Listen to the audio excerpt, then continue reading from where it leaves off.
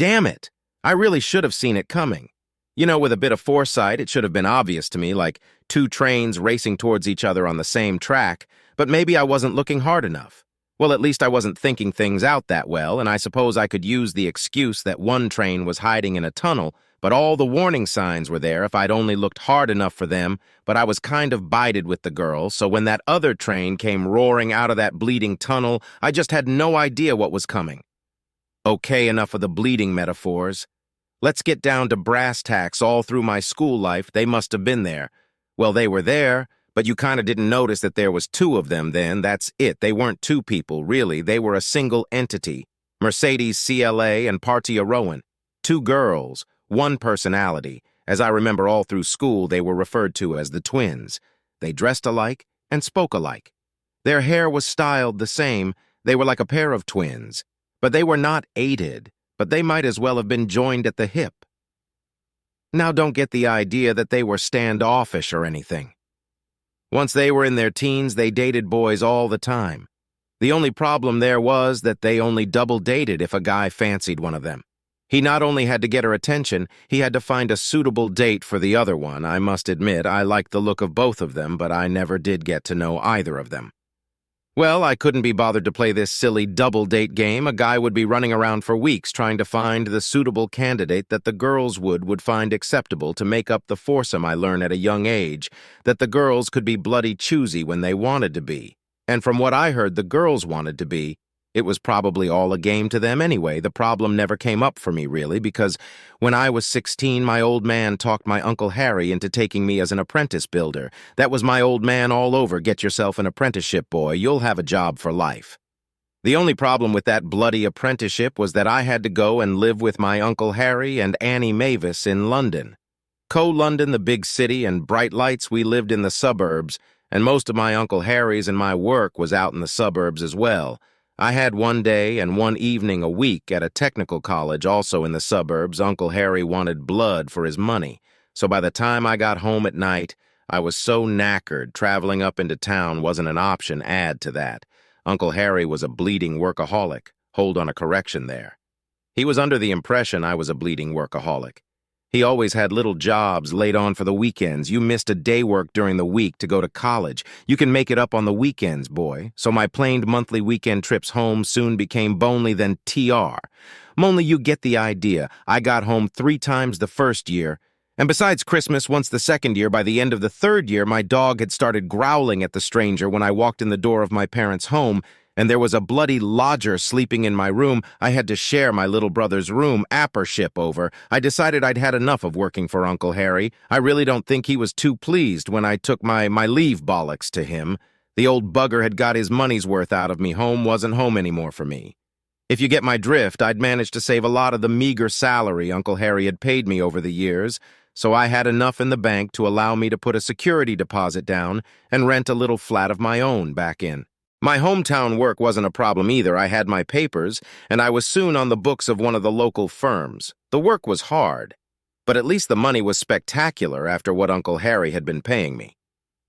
Builders who really knew what they were doing were not exactly rare, but were a bit thin on the ground back then.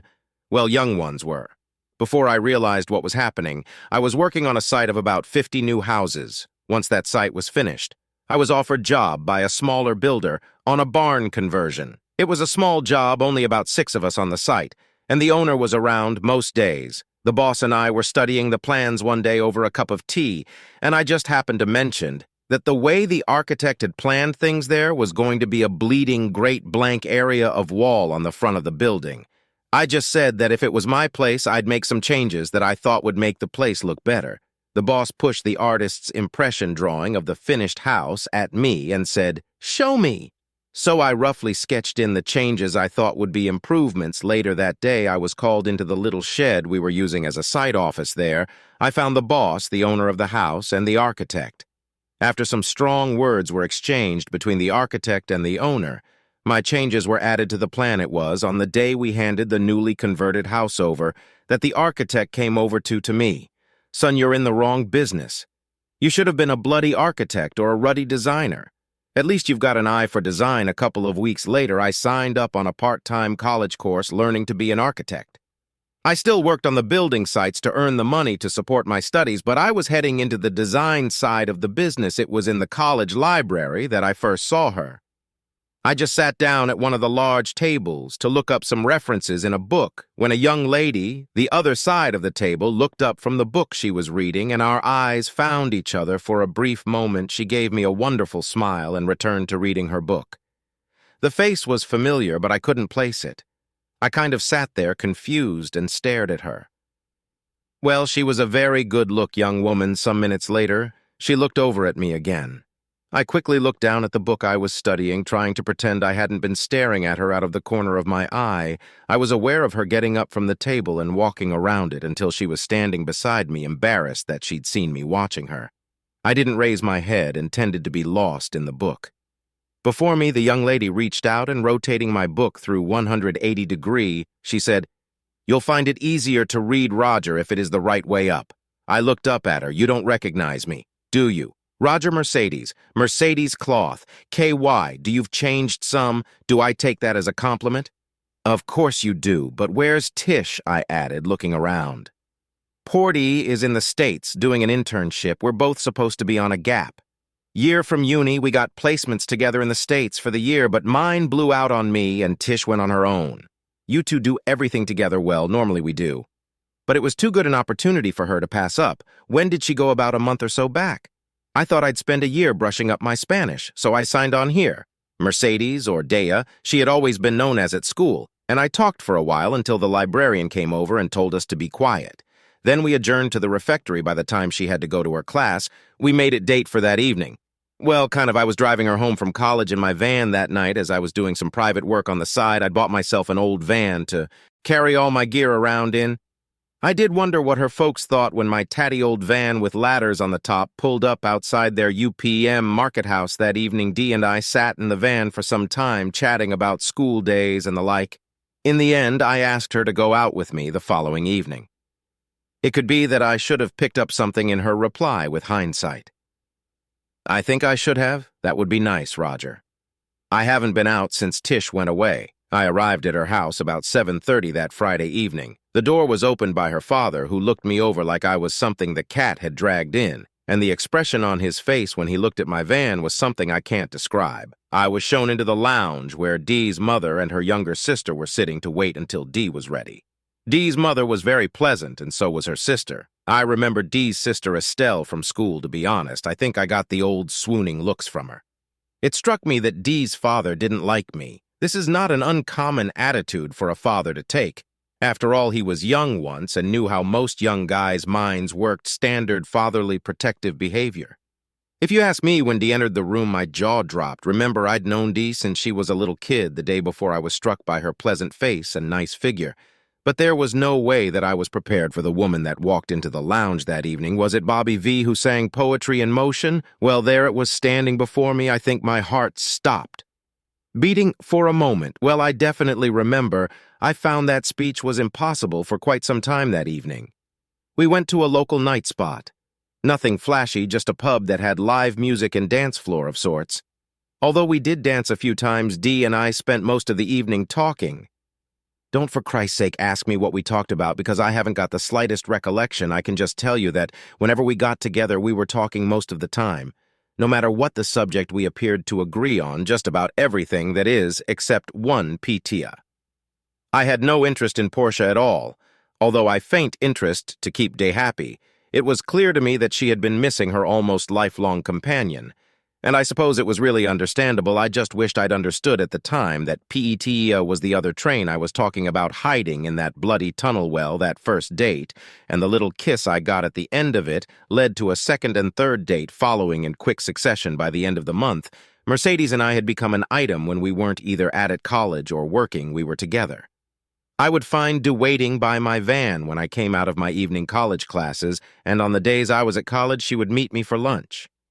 To be honest, I was beside with her, and from what she said and how she behaved, I thought she was beside with me to join me in my bed for the first time after we'd been together about 3 months. For some reason, she couldn't use the pill, so we had to resort to other means of protection against her becoming pregnant. I've got to say, it kind of took the edge off the moment and spoiled the mood a little. Consequently, didn't get to actual intercourse very often. We found other ways to satisfy our desires. I knew that Dee was writing to and receiving letters from Tish all the time, but I didn't know the effect they were having on our relationship. Sexual, damn, how can I put it? Sexual preferences and what she wanted or was willing to try out slowly changed over time. I don't know why it didn't strike me as strange at the time when we first got in bed together in early December. De wanted nothing to do with oral sex, but about February time, De suddenly wanted to try it for someone who thought giving head was dirty. She soon turned into an enthusiastic expert, and where she had refused to let me go down on her, she was then begging me not to stop after some time. De started talking about getting engaged. No, that's silly. We both had been talking about it for some time, but it was around that time we started talking seriously about getting engaged and getting married. I brought her a ring in late July, and we planned to get married right after she took her finals at university the following summer. Dee's mother was over the moon at our plan. Her father wasn't as enthusiastic. I think he thought his daughter could do better than a bloody builder, as I heard him say on more than one occasion when he thought I was out of earshot. Estelle told me straight she wanted me to drop Dee and marry her instead. It was early August when Petia returned from the States. She had her American boyfriend in tow, and I've got to say I didn't like the geezer from the start. To my mind, he was everything that I didn't like in Yanks, all rolled into one. He was a brash at all who was forever bragging about himself and how clever he was now. Don't get the idea that I don't like Americans. I've got some good friends from over the water. There was an American air base near our town, and I'd grown up with a lot of American friends. My first proper girlfriend that I'd had whilst still at school had come from Chicago. No, like all nationalities amongst them are the ones that give all a bad name. George Greenlake was one of those. Whilst he was in the country, he stayed at PTI's parents' house. Of course, there was no way that the Rowans were going to let him and P share a bed, as they had apparently been doing whilst Portia was over there in America. Portia and George had only been in the country a couple of days, and I hadn't met either of them yet. I came home from work one evening to find Dee sitting in the kitchen of my flat. She'd had her own key for some time. There were 3 coffee cups on the table, which I gave a cursory glance to as I took Dee into me arms and kissed her. I told her I wouldn't be a couple of minutes changing, and then we'd go out and eat. You can't go in there yet. De blurted out. I looked at her. Tish and George are using our bet like hell. They are a very apt statement on my part, actually, but I'm one of those people who believe in the old adage, an Englishman's home is his castle, and in my home, the most personal item of furniture is my bleeding bed. This probably goes back to me returning to my parents' house from Uncle Harry's and finding a lodger sleeping in my bed. I think they must have heard my outburst, which I won't repeat here, because it was only a couple of minutes later that Portia and George entered the kitchen, still in the throes of getting dressed for all their apologies. They didn't change the sheets, or even make the BET. Day assured me that they didn't ask her permission to use my bet. We were so close by then that everything was referred to as ours, from the way George and Portia behaved. I've always believed Dee on that one. They acted as if they were the most important people in the world. Whilst George was in the country, the 4 of us hung around together, although Petia borrowed her father's car most of the time, as there were only 3 seats in the front of my van.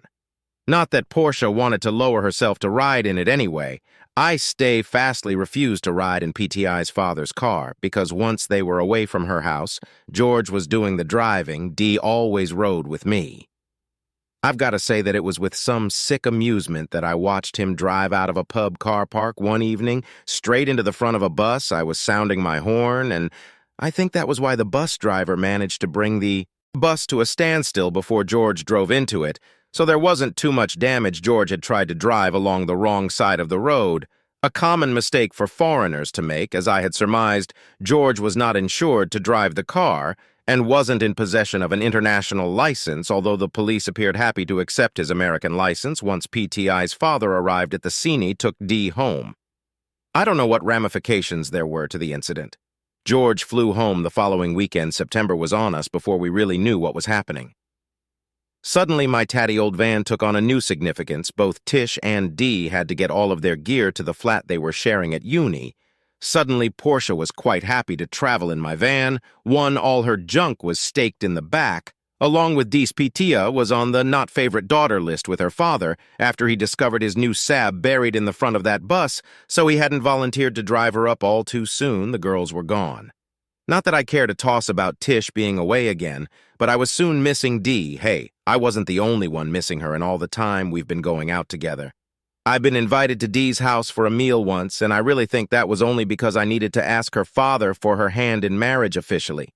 The week after the girls left, Dee's mother called me and invited me to Sunday lunch. As I've said, I appear to get on just fine with Dee's mother and her sister, who was still following me around like a puppy. Now Dee's father started calling me son and even asked me to join him in a round of golf, not one of my sports. But I could see I was going to have to take it up after Dee and I were married. Got to keep the in-laws happy. I figured there was a little bit of an ulterior motive in these invitations to meals on the weekends. When Dee came home every month to visit, we would spend a lot of time at her parents' house, now that I was a regular and apparently welcome visitor there. Once a month, I drove up to spend the weekend with Dee. Although that wasn't how it usually worked out most of the time, Tish was with us, and her main topic of conversation was George, and how she was going back to the States to marry him when she had her degree. Tish also had the infuriating habit of coming home with Dee as well. She slept at her parents' house but appeared to spend most of her time at Dee's parents' place. Well, let's be precise, she spent most of her time wherever Dee was, that included the little time Dee spent at my flat. By the time Christmas came around, plans for our marriage were in full swing. Let's be fair, Dee's mother was just about organizing everything along with Estelle. That is, I think Dee and I were just agreeing to everything that they wanted to do. Hey, I wasn't paying, it was Dee's old man who was footing the bill. I would just say, "Are you all right with this, Frank?" He'd nod and say, "Wait till it's your turn, son. Take my advice and only have boys." I suppose he wasn't a that old stick, really. As far as Estelle was concerned, this marriage was only a rehearsal for what she termed as the big one. Frank would look at me and raise his eyebrows when she said that, well, everything was going along just great until just after Easter when PTI got the bleeding. Dear Jane letter, you know what I mean. George dumped her for some other girl.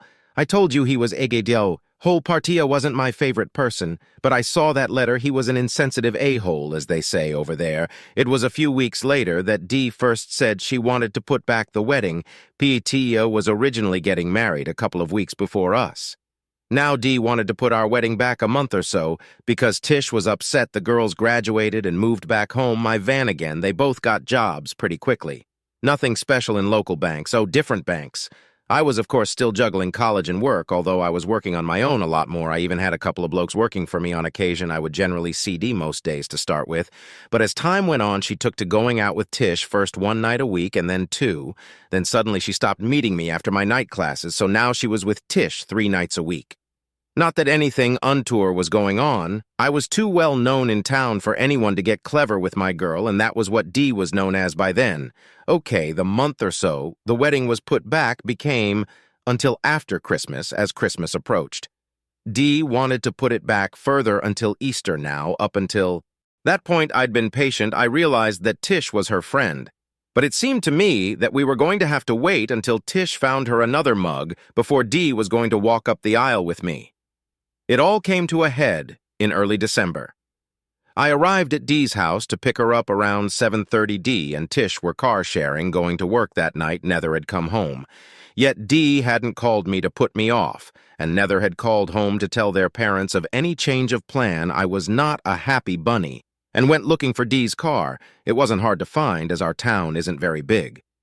I found it in the car park of one of the pubs on the outskirts of town. Inside, I discovered Dee and Tish sitting there with some prat. They were so enthralled with the line of he was throwing Tish that they didn't notice me enter. I brought a drink and positioned myself on the other side of the room. I sat watching as a meal arrived for them, and they all sat and ate it. I did note that Dee was drinking only non-alcoholic drinks. It was gone 9 before they got up to leave. Both girls were apparently still enthralled with everything that came out of the AR's hole's mouth. Jesus talk about a line of S.C. Myers. The wanker wouldn't know one end of a gun from they must have got right out to her car before Dee spotted my van parked alongside it. She came dashing back in and looked around for me. I was at that time in conversation with a couple of guys I knew. Roger, how long have you been here? Dee asked as she came up to my table, followed by Tish and the wanker. Slowly, I looked up at her. Since about 8 o'clock, my fiancé stood me up this evening, so I thought I'd have a quiet drink by myself. Why didn't you come over and join us? You must have seen us sitting there. Oh, I did. Don't you worry, but you didn't really want me along, did you? If you had, you would have called and invited me to join the party, wouldn't you? What was it? Does the Flash little get fancy a threesome or something? How can you say such a thing? Rodney invited Tish out this evening, and Tish didn't want to go on her own, as she doesn't know him that well. Why no phone call to me or even your mother? I forgot, that's all. Well, I forgot to tell you I was here. Okay, now you'd better drive your friends home. They appear to be waiting for you, and make sure you drow the arsehole off first. I wouldn't trust that little bullshitter as far as I could throw him. Who are you calling a bullshitter? The Pratt demanded you, you slimy little git. The panda mine began. Yes, I was childishly taking my frustrations out on the little Pratt, but he really should have kept his bleeding mouth shut if he had. He could well have got out of it with some dignity anyway. He had been telling the girls how much of a tough guy he was all bleeding night. Anyone in the SAS can handle themselves, even the bloody pin pushers, once we took the argument out in the car park, and there wasn't an audience anymore. He wasn't so brave, as a matter of fact. He did a runner after trying to slam the pub's door in my face. The automatic gas closer prevented that. Did you have to do that? Tish liked him. Dee demanded. I didn't do anything. Dee. The little tosspot talked himself into a corner and then into a fight that he didn't hang around a half. All I did was to get stood up by my fiancé and went out for a quiet drink to drown my sorrows. Good night. I returned to the bar to finish my PD, came back inside for no more than a minute. So she and Tish had a whispered conversation, and then they left. Well, the train was blowing its bloody whistle as it came roaring out of that bleeding tunnel the following evening. I didn't go round to Dee's house at the usual time to pick her up at 8:30. She let herself in the door of my flat. What's up with you? Why didn't you pick me up? We were supposed to be going to see that film this evening. Oh, I forgot. Don't talk rubbish. This is about last night, isn't it? Not exactly. This is about you and me and your friendship with Tish. What has Tish got to do with it, everything? If Pitaya weren't around, we'd be married by now. But for some reason, you've decided not to marry me until Tish finds some mug to marry her. Well, I'm not waiting anymore. The wedding goes off in February. Or there's not going to be a wedding. Secondly, you will see Pitaya just 2 nights a week from now, on the 2 evenings that I'm at college. You can't make demands like that. Oh, but I can't. I'm supposed to be the guy you want to spend the rest of your life with, but you worry more about Tish than you do about me. Now, I suggest you go home and think about what you really want. You can bring me my answer tomorrow night. I'll be here until, shall we say, 9 o'clock. But Tish and I are going to that rock concert tomorrow night. It's Portia's favorite group. She'll be really upset to miss them, and I know she won't go alone. I won't have time to come here before we go. Then I have my answer already. It's your choice, Di Partia, or me. Think about it if you will. If you're not here tomorrow evening before 9, everything's off. You can either keep or sell the ring. I wouldn't want it in my flat. It would have too many bad memories. Dee tried to talk me around, but I refused to listen to her, to be honest. I was tired of being a fish on the line. Either we got married or I would have to cut my losses as I expected. Dee tried to circumvent things. My phone was ringing when I got home from work. Caller ID told me it was from Dee's house. I ignored it. It rang at regular intervals until 6 when she was due to leave for the concert. 10:06, it rang again. The caller ID told me it was from Petitia's parents' house. The phone rang a couple more times a little later, I assume from call boxes as the ID was withheld.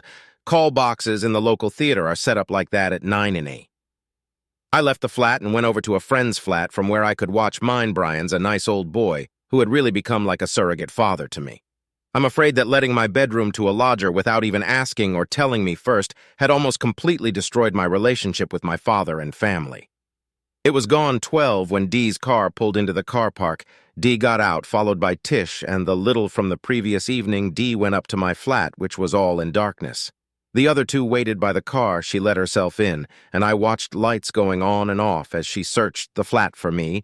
Dee went back down to her car, where she talked with the other two for a while. Then Tish and the guy got into Dee's car and drove off DE, then returned to the flat.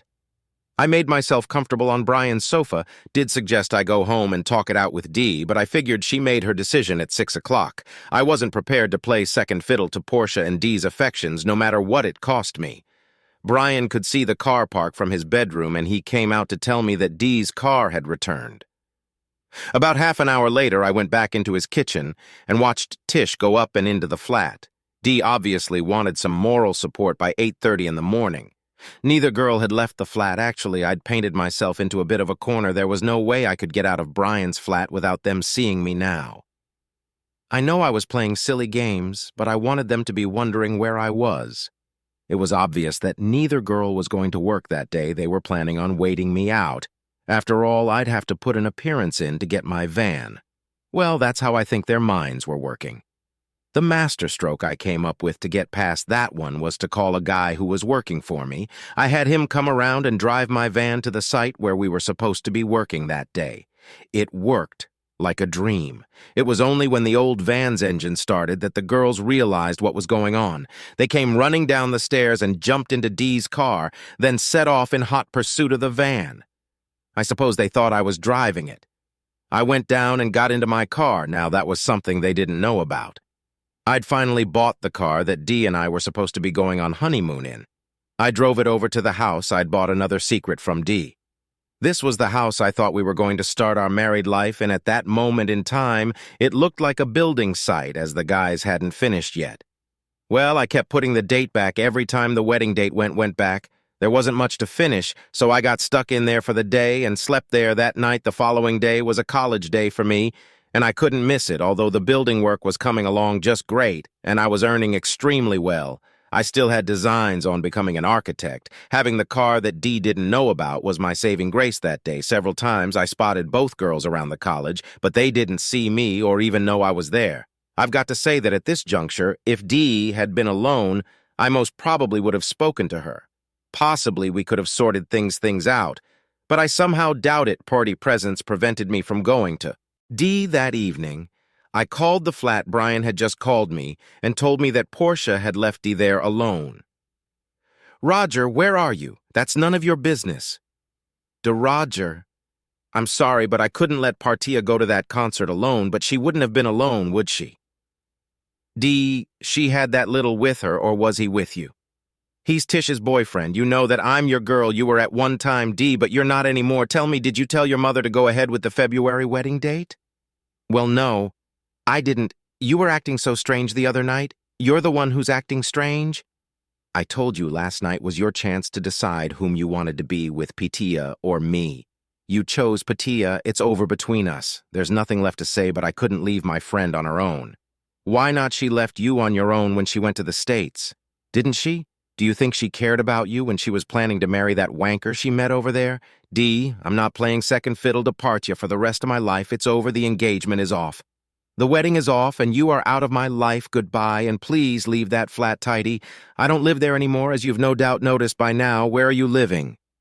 "Roger, in the house I had bought for your wedding present, but you chose not to live here with me. Goodbye."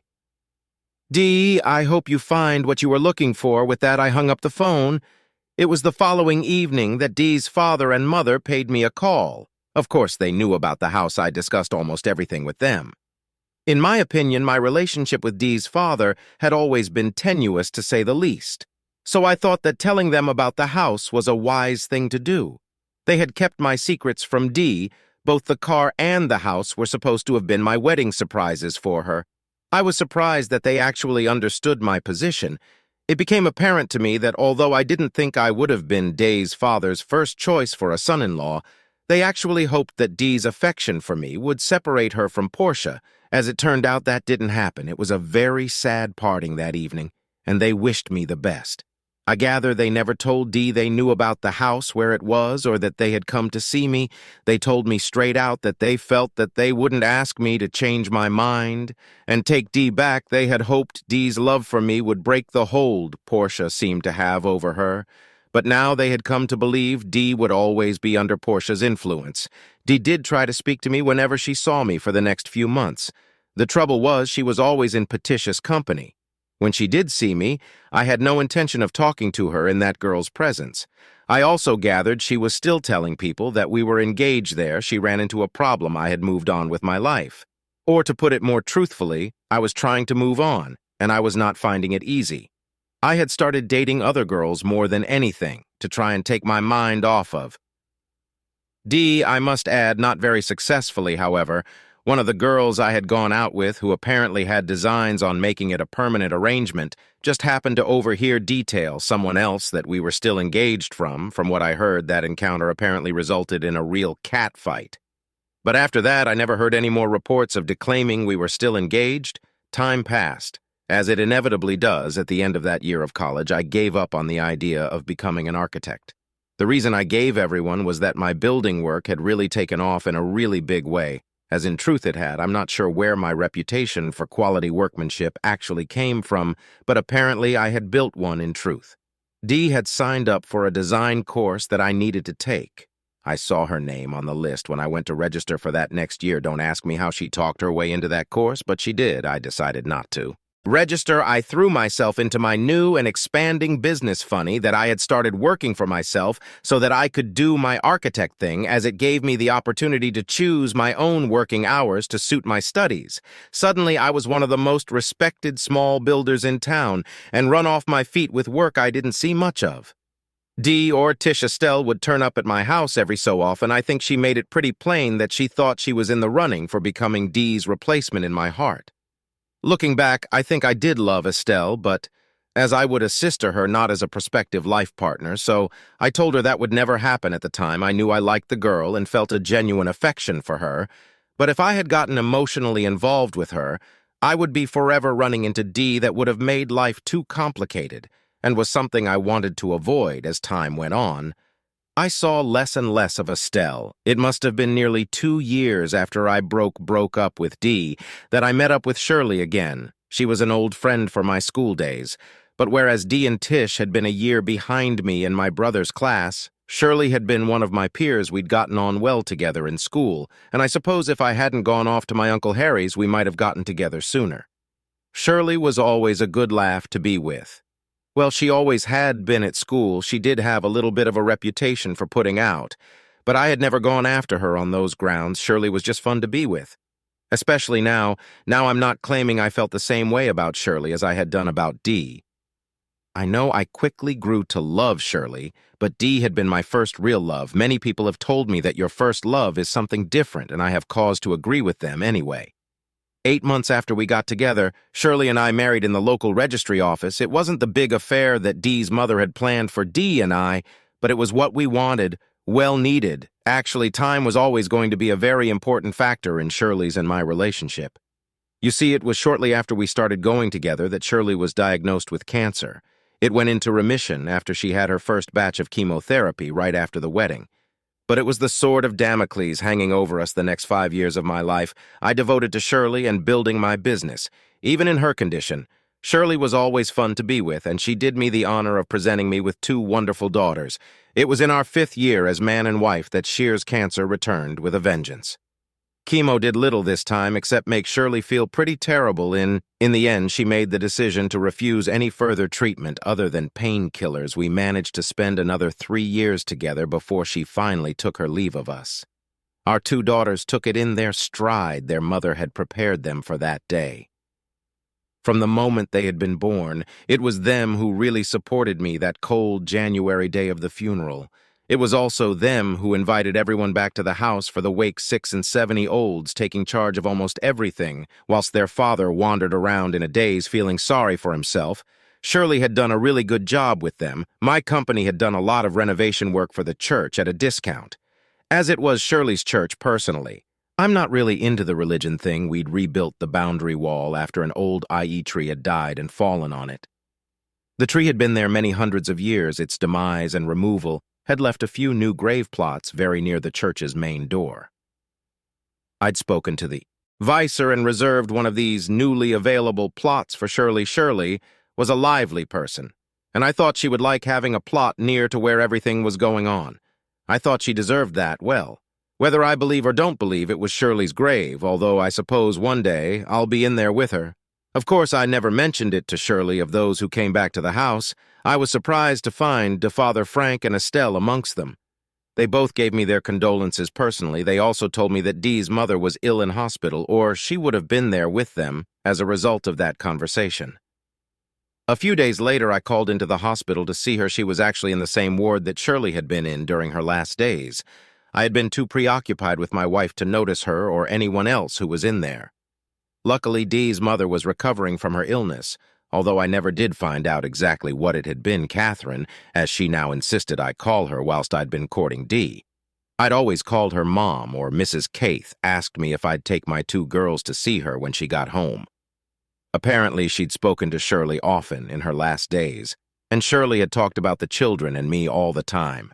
I don't suppose I'll ever know what those conversations between Shirley and Catherine were really about.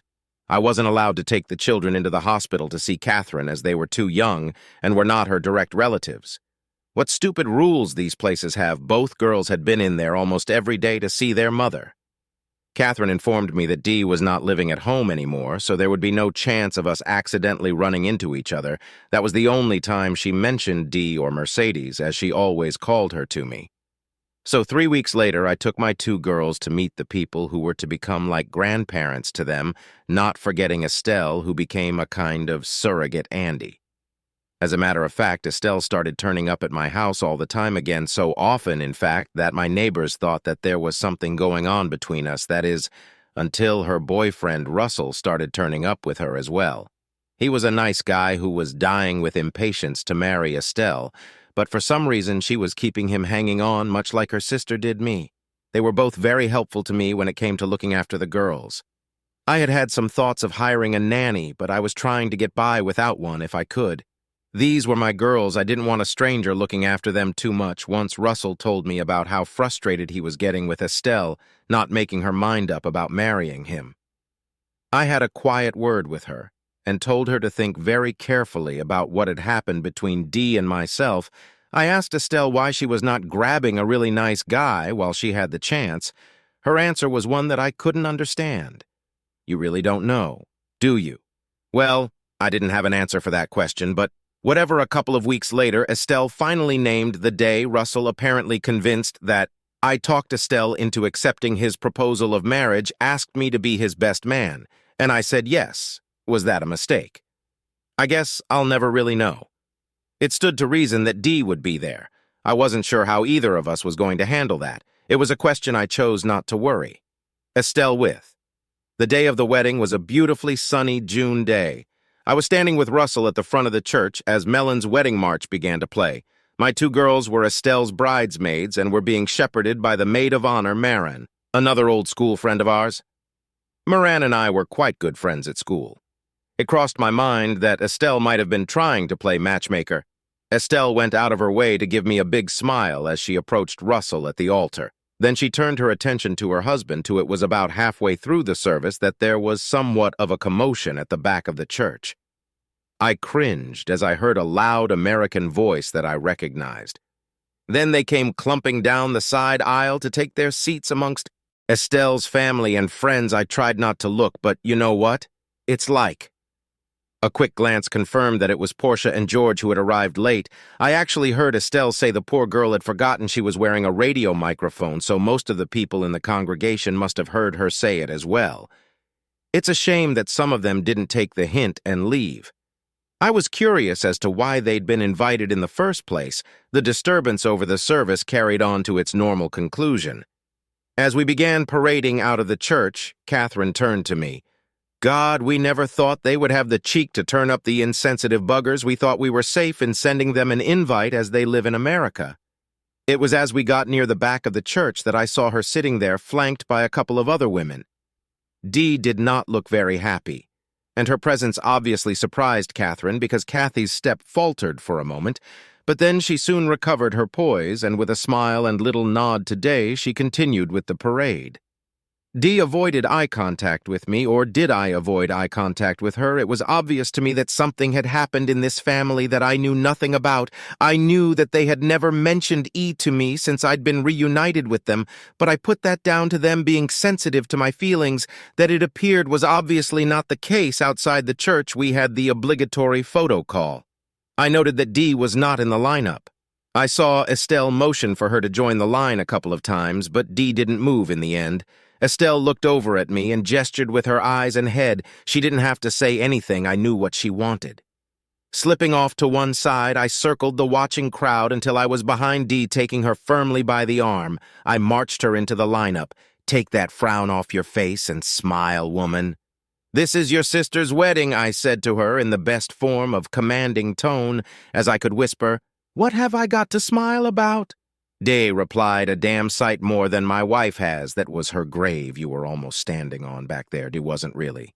But I think that did the trick by reminding Dee that other people had worse problems than she did." "Oh my God, I'm sorry," Roger blurted out. "Well, don't be, just remember you're alive, so you have got something to smile about." One of the ushers who was on the ball threw me a small bouquet, the same as my girls were carrying, and I pushed it into Day's hands before I regained my position in the line. I think Dee did manage a smile, but she didn't look like the happiest girl in the world. The photo call over, I started herding people into the limousines that were taking everyone to the reception. Oh, my two girls' girl demanded a cuddle, and I had to tell them both how wonderful and clever they had been as they got into their car. I noted my girls no longer had their bouquets. Day had disappeared back into the crowd again after the photo call, which was somewhat to my relief. I suppose one of the ushers must have found her a seat in one of the cars. Prasha came up and said hello. I'm afraid I can't repeat what I said to her. And that a roll, George, and no, I wasn't in the slightest interested in how they got back together again before I left the church. I went over to Shirley's grave. There were 3 small bouquets of flowers lying there by then, along with the large bouquet I'd put there when I'd arrived. I had a quick word with her, as I always did when I was there. Funny how we do that, isn't it? I've got no belief in the afterlife, but I will stand by Shirley's grave and talk to her as if she's actually there and can hear me at the hotel where the reception was being held. It really became obvious that Dee's presence had not been expected after Catherine had left the welcoming line. She was dashing around, rearranging the seating on the top table able to fit Dee. In I helped her, but I did not think it was the time to inquire what had occurred in the family. Once the meal and the speeches were over, I thought I could relax a little. You know, when someone asks you to be his best man, you tend to say yes without thinking about everything that is involved. I know that I wasn't prepared for what Russell said about me in his speech.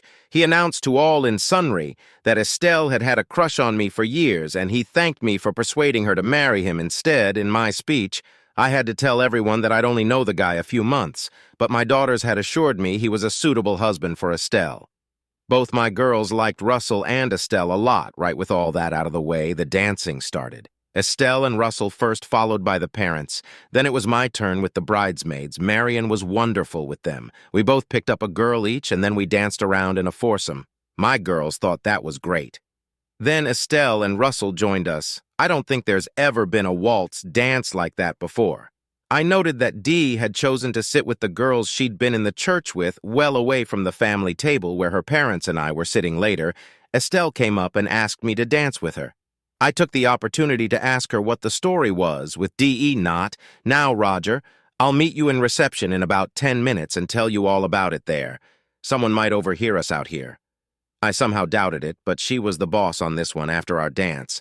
I watched as she went over to Russell. They had a quick chat, and I saw him nodding his head in agreement. Then Estelle made her way to the ladies' powder room. I knew that it had another door to the foyer, so I went out there to meet her. We sat down in a corner, and she began, "When you and Dee broke up, Mom and Dad went mad at her, you know. They were always worried about her relationship with Pitaya, no. They never thought it was anything sexual or anything like that, if that's what you're thinking. They had never liked the influence Portia seemed to have over Dee. Then you came along, and, well, they were over the moon. Hang on." "Frank wasn't that keen on me?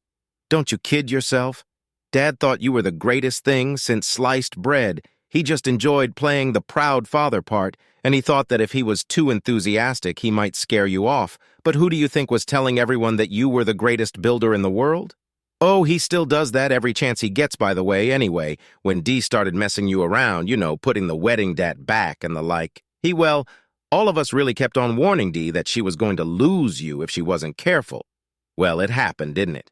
You got fed up with waiting and called the whole thing off. There were only 2 people to blame. That was Dee and Pitaya. Oh, Pitaya was always telling Dee she could do better than you and to make you wait until Dee was ready. Of course, it wasn't Dee who was going to have to be ready. It was until Portia didn't need her anymore. De never could see how Portia used her. Hang on, you invited Portia to your wedding? We didn't have much choice. Really, Portia's father is a business partner of Daddy's, but we didn't think she and that ignorant pig she's married to would actually have the front to turn up. So what happened between the family and Dia? That's a really sore point about a year or so after you broke up with Dee. I think it was just after you married Shirley George turned up again and asked Partia to marry him. I don't know what happened with that other of his. Perhaps she realized what kind of a person he is. Of course, Portia jumped at the chance, and before anyone knew what was happening, they were married and living in the States. Poor old Dee was dumped just like she was when Partia went off on that break year. I think it was then that she realized how Partia used her. She lost the only man she ever loved because she had wanted to desert her friend who repaid her by dropping to like a stone when she found herself a man. I'm afraid it went a bit weird after that happened. You know, she had a breakdown, don't you? Oh, you didn't. Partia dumping her right after you married Shirley was too much for her to take. You know that Partia had DEC convinced you'd come crawling back to her when she decided she wanted to go ahead with the marriage. Well, your marriage to Shirley had burst that little bubble. Poor Dee needed someone to blame, so she blamed the family. Of course, that didn't make any sense. But she blamed us, just like she did when Samantha went sorry. Estelle, you've lost me there. Who the hell is Samantha when she's at home? Oh, God, hasn't anyone ever told you about Sam? She was Dee's twin. Oh, hell, I didn't know. You didn't know about her. Sam and Dee were identical twins. Sam died from meningitis when they were 8 or 9. Dee took it very bad, really. They were inseparable, honestly. You couldn't tell them apart. It went very funny for a year or so after Sam passed away. Then Dee took up with Portia. We all thought them being together was great for a long time because we had the old DB back. Well, that was, until Mom and Dad realized that Tish was using DD, seemed to be at Tish's beck and call. Look, I was quite young when Sam died. Mother should be the one to tell you about Sam anyway. After Tish went off, Dad had to put Dee into a clinic for a while. They straightened her out pretty quickly, really. But she felt very guilty about the way she had behaved towards us and blaming us for her own mistakes, and never could bring herself to face us again. She felt so guilty about it, and she moved away up to London. Mind you, I've got to tell you that feeling she couldn't face us was not the only reason she moved away. It was also so that she wouldn't risk running into you and Shirley around town. I'm sorry, but that's why we cut you off as well. If we didn't know how things were going with you, we couldn't slip up and say the wrong thing when we did see Dee. The trouble was, we rarely did see her. Then Mother met Shirley in the hospital. We were all devastated when we heard the news. You know, Mother used to talk to Shirley a lot in there, don't you? Oh, well, you do now. Shirley knew who Mother was.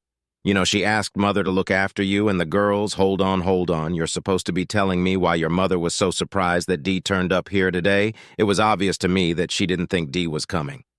Well, some of our old girlfriends talked Dee into coming down the other day for my H night. She looked better than she has for years that night. And we were getting on quite well together, but then one of the girls mentioned you were Russell's best man, and well, kind of lost it. She almost went into hysterics and said she couldn't be here today if you were going to be here also. So we assumed she wasn't coming. She was really adamant the other night. Mother changed the seating around so the empty chair wouldn't advertise Dee's absence. But you only had to say, and I would have bowed out. We know you're a wonderful person, Roger, but we felt we couldn't disappoint the girls. They were so looking forward to being my bridesmaids. Weren't they wonderful? Yes, I was very proud of them. Their mother would have been proud if she could have seen them. I'm sure she would have. I wish I could have known her. From what Mother says, she was a wonderfully brave woman, and she was lucky to have had you as her husband anyway. The girls must have managed to talk Mercedes around. I know they worked on her all yesterday, and now I'm going to ask a favor of you. You can say no if you like on your wedding day. You know I couldn't refuse you anything. You've just made a mistake that I hope you'll not regret, and I'm going to hold you to your promise. I want you to dance with Dee for me. Russell has danced with her a couple of times, but she won't join the family on our table. I think partly because you and the girls are sitting there. But I know that she will not be able to refuse you anything. That's why I asked you to get her to join us for the photos. Thanks for doing that for me, by the way. You know I'll do anything for you today, kiddo. But I don't know Estelle. Supposing Dee won't dance with me or she throws a wobbly or something? No, I think Russell and I have it planned. When he sees us go back in, he's going to ask Dee to dance again. You will dance with me, between us. We should be able to collide with each other on the dance floor, and then we will change partners. It'll be CDA, or whatever they call it. Dee will not know what's happening until it's all over. I'm sure Dee won't refuse to dance with you once you've got your arms around her. Then, when the song finishes, you take her over and sit her by Mother and Father. I'm sure once she's there at our table, she won't walk away from it again. You sure this is a good idea, Estelle, to be honest, Roger? I don't know, but De needs to realize that we, the family, don't hold a grudge against her, and hopefully you don't either. I thought things were going on so well the other night at my hind party, but the mention of you kind of undid things a little well. I'm hoping the Roger effect will work both ways. Go on, then lead the way. Lead the lamb to the slaughter. Oh, Roger, don't be like that. Go on, girl, I'm only funning you. Oh, Roger, I've got to tell you that. Mother's coming to see you in the morning as well. She's got something for you. You will be in, won't you? Yes, I should imagine, so the girls are so worked up they will probably be awake all night. Estelle took my arm and I led her back into the main hall as if on cue. The band started playing a waltz, and we mingled with the other dancers very quickly. I saw that Russell had got Dee up on the floor, and he was guiding her inexorably in our direction. The slight bump and swift changeover of partners did indeed take Dee completely by surprise. For a moment, I believe she didn't realize what had happened, then she went very stiff as she became aware of my presence. Come on, Dee. You can dance better than that. Just relax and let go, relax. She did for one horrible moment. I thought she was going to faint. But she regained herself and maybe snuggled in a little too close. I realized she was leaning against me and wasn't too steady on her feet. As the waltz ended, I led well, half-carried. It was like she was drunker to the chair beside her mother. Frank came over and sat the other side of her. I withdrew and sat myself by my daughters, at the same table, who demanded to know where I'd been. The band was quite loud, and I couldn't hear what Dee and her parents were saying to each other, but it was nice to see Dee talking to her parents around 11. I thought I'd better take my girls home. It was way past their normal bedtime, and they'd had a long, busy day. As I said my goodnights, Estelle and her mother touched cheeks with me and kissed the girls. My girls also kissed the goodnight along with the others, but I don't think they had any idea who she was, as I had guessed it would be. It was a long night, tired as my girls were that night. They were more hyped up than I'd ever seen them in the past, and they had had a lot of trouble getting to sleep the following morning. The girls and I got up pretty late. Well, let's be honest here. The girls were up way before me. It was a bright, sunny day, and they drove me nuts to get out of bed so they could get into the swimming pool. They were good kids. They wouldn't go into the back garden where the pool was. If an adult wasn't present, something else surely had instilled into their psyche. Just before noon, Catherine and Frank came walking around the side of the house. The girls and I got out of the pool to greet them. It was strange how the girls had taken to Catherine and Frank. I think I told you that there was a rift in my family. My parents dude on my brother's children, but hardly wanted to know mine. Shirley's folks had retired to the South Coast before her problem was diagnosed. We visited with each other quite often, but the children had never bonded with them like they appeared to have bonded with the Cloths. After the children settled down, and I supplied everyone with cold drinks. Catherine asked me if we could have a word in private. She said Frank would look after the girls. Actually, by the time I'd come out with the cold drinks, Frank was already in the pool with them. He must have been wearing his swimsuit under his sports trousers when he arrived. I led Catherine into the lounge from where we could still see the children and Frank playing with them. Once we'd seated ourselves, Catherine opened the bag she was carrying and produced an envelope from it.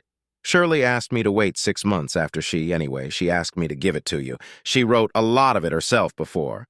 Well, she was very bad towards the end, as you well know, and she found writing difficult. She dictated some of it to me. Catherine held out the envelope, which I took from her and began to open. I'll go outside with the others whilst you read it. If you want to talk about anything you know, I'm here for you. I unfolded the pages of the letter, some of which were covered with Shirley's gradually deteriorating scroll, and others apparently in Catherine's neat hand. Hey, lover boy, how are you and our girls getting on without me? I know that when you read this, I'll have been gone for 6 months. Well, that's how long I have asked Kathy to hang on to it before she gives it to you. This is very hard for me to write. I'm not sure I even know what I want to say to you or how to say it. Please forgive me if it doesn't sound right, Roger. I feel guilty not only for leaving you, but also for marrying you in the first place and bringing all my problems into your life. We'd only been dating a couple of weeks when the doctor gave me the news. It took me some time to decide whether to tell you about it or not. I was frightened you'd stick by me because of some twisted sense of duty. You know you were that kind of man, but I must tell you I loved you, and I know you love me for myself when you encouraged me to have the girl, although you knew you were most likely going to have the job of raising them alone. I knew that it wasn't pity you felt for me, but real love. I'm sorry I can never repay you for all that love that you have showed to me, Roger. I have loved you more than any man I have ever known. I know that you do not believe there is an afterlife, but I hope one day you are proved wrong and we shall meet again there. That's the worst part over with now. I must ask you to think of the rest of your life and our girls' lives. I'm going to ask you to do me a big favor. I'm going to ask you to find another mother for our girls. They are going to need a mother around when they get older, and you are going to need a companion for yourself, having met Catherine. I think I even know who the best candidate probably is, and I think that in your heart, you know as well. Catherine has told me a lot about Mercedes and you and what happened between the two of you back then from what Kathy has told me. I'm sure that Mercedes did and still does love you, but she was under that horrible girl's influence. I know it's not a nice thing to say, but in fact that did work out in my favor, even though I know it upset you at the time. They say that the Lord moves in strange ways. Please think about finding Mercedes again. Show her the compassion and love that you've showed me in the last few years, and hopefully she will love you and my girls as much as I do Roger. I know that she loves you at this point. The letter changed to Catherine's handwriting. Catherine and Frank have become good friends of mine since I've been in hospital this time. I've also gotten to know Estelle, who came to see me the other day. Estelle loves you as well. God, you were a lucky man. All these people whose lives you've touched love you. Kathy assures me that she is going to keep a friendly eye on you and our girls. You know that they haven't got any grandchildren yet, and they assure me they will treat our girls as if they are their own grandchildren. Please allow them to do that. Whatever happens, Kathy's been a good friend to me during these long, lonely nights anyway, if all goes well, and you do as I hope you will do, Catherine and Frank will be. The girls' real grandparents? I've got nothing else I can think of to say to you. But thank you, Roger, for loving me. And remember, if I can, I will always be watching over you and the girls from wherever I am. Goodbye. My love till we meet again. Surely the signature, which had 8 crosses scrawled under it, one for each year we'd been together, was in Shirley's shaky hand. I sat and cried for, I don't know how long before Catherine came back into the lounge with a cup of tea for me. I can only assume she'd been watching me read the letter through the lounge window. I suddenly became aware that I couldn't hear the girls playing in the garden anymore. I must have looked around in panic. It's all right. Frank has taken them out in the car to get ice cream. It's plenty warm enough for them to be in their swimsuits today. Thanks, Catherine. You obviously know what Shirley says in this letter, yes. But just because I do know, you don't have to do, as Shirley suggests where Mercedes is concerned. The content of that letter is private between you and Shirley. They are no business of mine, and my lips will always remain sealed as to that letter's content. Thank you, Kathy, but tell me, what do you think of Shirley's ideas? I will try not advise you one way or the other. Roger, I'm Mercedes' mother. My opinion would be biased, and it is your decision to make, but I would think it's only fair to all concerned that you at least get to know Mercedes again before you make any decisions. Welda might not want to marry me anymore. We've been apart for some years now. I'm trying my hardest not to influence you one way or the other, Roger. But I've got to tell you, yesterday Dee was saying how lovely your girls were and how she wished they were her own children. And of course, with all the consequences that come from that, I must have looked confused because I couldn't understand what consequences Catherine was alluding to. Damn it, Roger. She was saying she wished she had married you when she had the chance. The girl is heartbroken whenever she sees you. Oh, I'm sorry, I understand you. Now you know that I still have strong feelings for Dee. Walking away from her was the hardest thing I ever had to do in my life. As a matter of fact, I had to force myself to be angry with her, to almost hate her. I'm not sure I can put those feelings behind me now. Are you going to try? Well, of course I am. It was Shirley's last quest of me. I can never forget that, but I think I'm going to have to get to know Dee socially again before I can make any decisions. I'm going to need to know if the girls take to her and how she takes to them before any thoughts of a relationship between us can be contemplated. You're no fool, Roger. I can see that you've got your priorities right. The children must come first, of course. We need to get them together with Dee somehow and watch to see what, if any, kind of affinity builds between them. Yes, I've got to be careful they don't think someone is trying to replace Shirley in their... If that should happen, it would be a disaster for everyone. I don't want to play with these affections and then be forced to walk away again because the children are unhappy from what Estelle told me happened with Portia before I couldn't do that to her again. Catherine leant towards me and kissed my forehead. Shirley really had you taped, didn't she? She said you were the most thoughtful person she had ever come across in her life. I must have blushed with embarrassment then, because I suddenly felt very hot. Well, how are we going to— I think my voice faded a little. I'm sure Shirley would think it's a wonderful idea. Remember, Roger, she did say she wanted you to find another mother for the girls at a ridiculously early hour on the Saturday morning for me, anyway. 2 weeks later, I awoke to hear my daughters talking to someone downstairs after dragging myself out of bed. I found Estelle and Russell unloading all sorts of goodies out of their car. It was then that I realized just how much effort Shirley had put into these pool do, as she had called them. They had brought along lots of things that I had overlooked. Well, I had never had to think about them in the past. Estelle was to tell me later that Catherine had been given a list of things that I'd forgotten by my girls. When she called in the previous evening, I wondered why they hadn't pointed out my oversights to me. When I asked them, they said that I was going to be too busy. The lawns needed to be mown before any of the guests arrived. Do as you're told, Roger, and don't ask questions. I thought I told you Shirley had trained them and me. Well, just after lunchtime, some of the guys who worked for me began to turn up with their wives and girlfriends, as did some of the neighbors with their children. Catherine and Frank arrived at about 1:30 with a very quiet D in tow. She looked embarrassed to see me at first, but was soon playing with Estelle and the children in the pool. I think she was wearing one of Estelle's bathing suits. It looked kind of familiar. I spent most of the day circulating often with Russell as company. I think I heard the story of almost every day of their honeymoon, except for the private stuff. It's speculation, but I don't think they got out of bed for the first 2 days. Well, Russell didn't mention in those 2 days anyway. It's funny, but sometimes it's what folks don't say. That is the most telling. Around 9 o'clock in the evening, I thought it was about time the children went to bed. Russell gave me a nudge as Dee went up with AL to settle them down. Half an hour later, when the 2 sisters came back down, I went up to kiss my girls goodnight. Is that really her daddy? My oldest asked me the moment I got into their bedroom. Who are you talking about? I asked Dee, is she going to be our new mother? The younger explained, hold on, where did you 2 get the idea that there is going to be a new mummy? Don't be silly.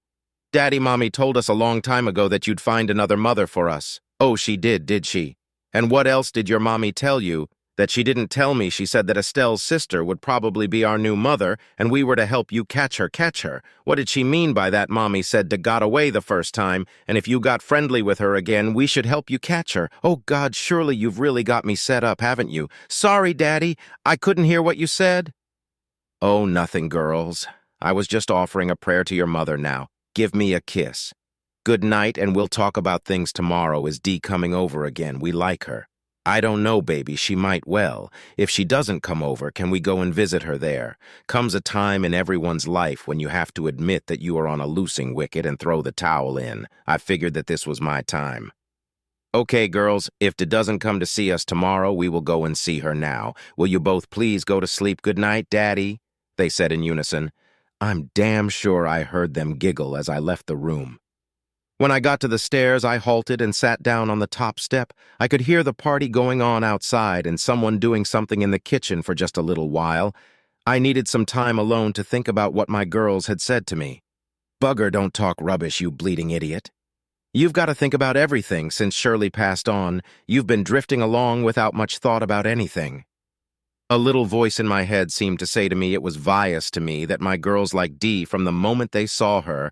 I remembered the way they looked at her at Estelle's wedding. The question was, did I like Dee anymore? What a bloody stupid ARS question that was to ask myself like her. I loved her. Well, I did once, didn't I? Although it was me who pushed Dee away because I was not going to share her affections with Tish. Well, Tish wasn't in the equation anymore, but my girls were. Yeah, I think I could see myself sharing my girls with Dee. Hey, how did that question get turned around? And if I think back, what was it that Shirley had said to me on more than one occasion? Half of you is enough for me, Roger. What did Shirley mean by that statement? Had I never given Shirley all my love? Had she known that there was a place in my heart that belonged to Dee? Damn, that woman could read me like a bleeding book bugger. Why does life have to be so bloody complicated? Wouldn't it be nice to be one of those people who see everything in black and white? I seem to have so many different thoughts going on in my mind at the same time. Right, Roger, let's think this out logically. Do you love Dee? Yes, I'm damn sure I do. The girls love Dee. Well, they've only just got to know her. They certainly appear to like her. That's to be expected. There isn't much to dislike about Dee, but they can't love her yet. They have only just met her, but they do appear to be prepared to accept Dee as a surrogate mother without question. Or now is Dee like the girls from what I saw of them together by the pool she's really taken with them? No, I don't think that was an act. Dee's mind doesn't work. That way, no Dee was having a great time with my girls. I could see them bonding together very quickly now. The big one does. Dee still love you well. There's only one way to find out the answer to that. You silly sod, go and ask her back outside. Most of the folks who were still there were sitting in a big circle on the patio by the pool. Russell was walking around keeping everybody's drinks topped up, whilst Frank was still playing with the barbecue, scrubbing it down. I think Frank was a more conscientious cook than I ever was. As I approached the circle of chairs, Catherine got up and came towards me. Mercedes and Estelle are in the kitchen doing some of the washing up. I think this would be a good time for you. Have a talk with Mercedes alone while she's got her hands in the sink. Don't worry, Estelle will make herself scarce when you get in there between you and my two girls. You're planning to get Dee, and I married off a bit. Quick, aren't you, Roger? I can assure you that none of us has said anything to Mercedes about you and her getting back together. But I'm afraid the girls were asking her some embarrassing questions earlier. We weren't expecting that. That's so I gather. I think Shirley had been making plans for a long time. I just wish she'd let me in on them. Tell me, Catherine, exactly how long did you know Shirley for? You didn't just meet her on her last day in hospital, did you? Well, no, Roger, we met at the cancer sufferer support group. Didn't you know? No. Shirley never talked about what went on there, so she was cooking this reconciliation between Dee and me for some time then. To be honest, Roger, I don't really know when she found out who I was. Shirley asked me about you and Dee. I told her the truth as I saw it, but she did say to me more than once that if you two got back together, she would not have to worry about you and the girls. Damn it, I know for sure now that Shirley knew me far better than I know myself, woman's intuition. Roger, you chose a wonderful wife in Shirley now. Why don't you go and have a quiet word with Mercedes? I went into the kitchen where Dee was washing whilst Estelle dried. I took the drying cloth from Estelle before Dee had realized I'd entered the room for a few minutes. Dee carried on washing and placing things on the draining board, and I took them to dry them. Then she suddenly stopped what she was doing. She must have seen my arm taking the plate she'd just put down. She turned and looked at me. Long time since we've done this together. Dee, I said. Dee didn't reply. She just looked at me. I placed the plate in the rack and held out my hand for the next one. Dee passed me the dirty plate that she had been about to wash. Shouldn't it go in the water first? Oh, I'm sorry, I wasn't thinking, she said, as she took the plate back and started to wash it. I would say you were thinking, but not about the washing up. Dee, tell me, what were you thinking? Do you really want to know? I wouldn't ask if I didn't want to know. I was thinking what a bloody idiot I am, and why is that? Well, I had the chance of spining the rest of my life with you, and I threw it away. How could I have been that stupid? Maybe you weren't stupid. Dee, my wife, surely was a believer. Not that I've ever been, but she always did say the Lord moves in mysterious ways, perhaps if he does exist. And I'm not saying he does. He had a job for me to do before we got married. Now I think that job is over, and there's a job for you to do now. And what's that? Well, there are two little girls upstairs who are missing a mother. They seem to be of the opinion that you were the chosen one. Dee looked at me with a confused look in her eye. Let's put it this way. They had some nice new dresses they wore as Estelle's bridesmaids, and now they want to wear some more as your bridesmaids. Roger, are you asking me to marry you? Well, no, I don't have to ask you that question. I asked you that question years ago. I'm still waiting for you to name the bloody day wrong thing to say 2 plates got broken. The one Dee was washing when she dropped it as she almost fainted, and the one I dropped as I went to catch Dee before she fell. The sound of the plates breaking brought Catherine and Estelle into the kitchen from the hall, followed by 2 little tykes who should have been in bed. I got the nasty suspicion that they were all eavesdropping out there, and Frank came running in the back door from the garden. The picture they were presented with was me holding Dee in my arms. Catherine and Estelle started crying. My girls, who had big grins on their faces, couldn't understand why they were doing that. Nor could they understand why their daddy and Dee had started crying either. I thought you two were in bed asleep. I managed to say to them once I had got my emotions under control. Come on, I'll take you back up. No, Roger, I'll do it. I've got to get used to looking after them, Dee said as she extracted herself from my embrace. Come on, girls, we've got lots to talk about. Worked miracles.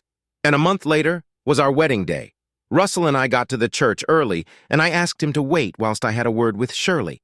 I walked over to her grave alone. Well, girl, you set me up good and proper, didn't you? Now, this was your idea, so I don't want you getting upset with me over it. I think you're right, though. Dee will make a great mother for the girls. Look, surely you do realize what you've done here. Dee is going to want some children of her own sometime, so don't you dare hold it against me when we get all cozy with each other. Well, I'd better go now, but I'll be back with the girls in a couple of weeks. Dee and I are going away tomorrow for a week or so, but I'll tell you all about it when we get back. Bye for now. Babe, 10 minutes later, I was standing before that same altar again, only this time I changed places with Russell. I've got to admit, I was surprised that my family, without exception, had all turned out. I think that was Catherine's doing. She can be a very persuasive woman when she wants to be. The thing I was curious about was that 8 of my workers were all dressed in identical new suits, most unusual for that lot, unless they got a job lot from somewhere, which I doubted. They were sitting on the ends of the pews by the aisles, not with their respective loved ones. I smelt a rat. They were up to something. As the service ended, all 8 of them got up and left the church before Dee and I had started the parade out. As we walked through the main door, the guys standing in 2 neat lines confronted us, long-handled shovels at the shoulder. Someone called out a command, and the shovels were first placed at the present, and then into a line of arches for and I to walk under, you buggers, I said to them as we stopped under the arches whilst the photographer took pictures. We ain't finished yet. Rag, one of them said under his breath in reply. I wondered what the buggers had planned next. Then we had the normal photo call. During the photo call, Dee came into possession of a large bouquet of flowers when the photographer had finished, and we began to make our way toward the waiting limousine. Dee suddenly stopped. Will you wait here for me a moment, Roger? There's something I've got to do now. Please don't move. I stood and watched as Dee walked over to Shirley's grave and placed the bouquet she was holding on it alongside the one I had left there before the wedding service for a few moments. She stood there alone. I could tell she was saying something, but I, like everyone else, could not hear what she said. I figured it was private between her and Shirley. Then she signaled to my girls, who joined her and placed their small bouquets on their mother's grave as well. Now I realized where the 3 bouquets came from at Estelle's wedding. Obvious. If I'd only thought about it once Dee joined me, we continued our way towards the limousine, only to see it move away.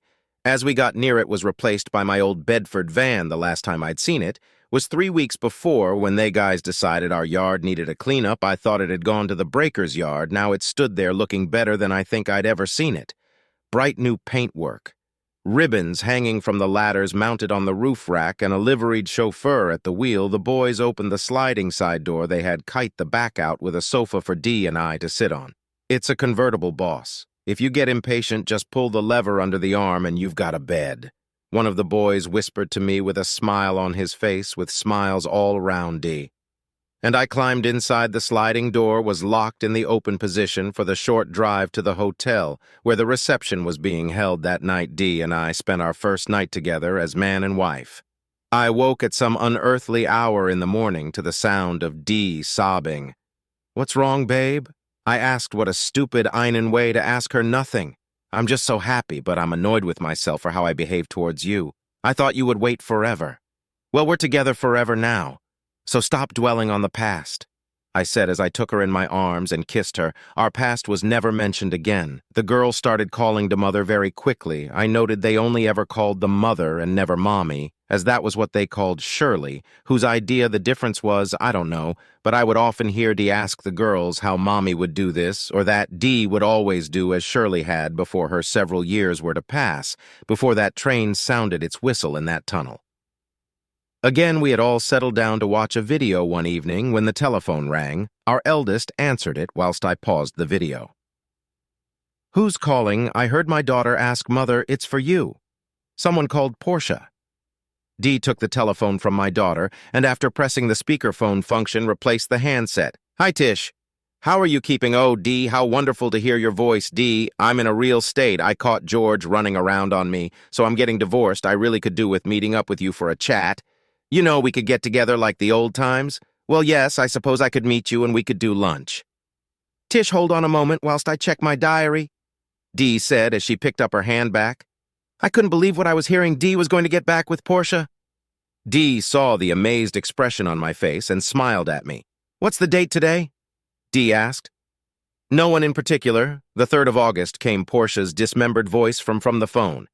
How about the 6th of August, 2026? Dee said I might be free that day. Did you say 2026, Dee? That's 20 years away. You must be joking. Pratia replied. No, Tish, I'm quite serious.